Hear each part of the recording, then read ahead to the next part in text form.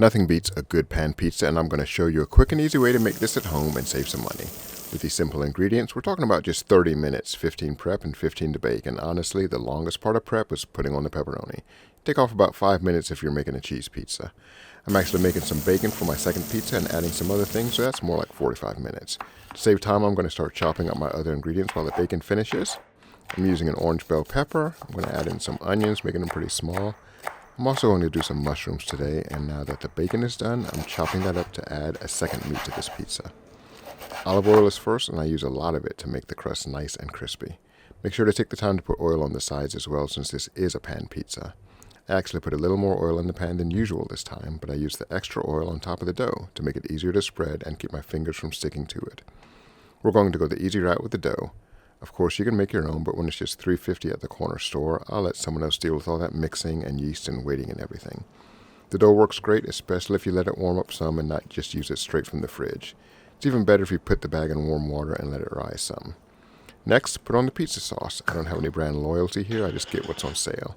I'll confess that I got a little distracted making this video and accidentally threw some other seasoning on the crust first.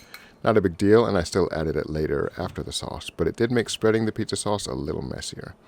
Make sure you get the sauce as close to the edge of the pan as you can. Next is Romano cheese, so again, use whatever works for you.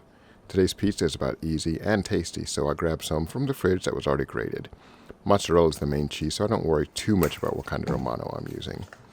Next is the oregano, and I sprinkle some of this on top of the Romano cheese. You don't need a ton of this, but it definitely adds a nice flavor to the pizza.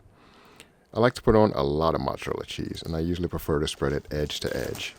On a pan pizza, if you have cheese that is touching the edge of the pan, it's going to caramelize, which I personally love. Some people don't like the edges like that, so if you don't want that dark brown crunchy edge on the crust, just stay away from the edges with the cheese.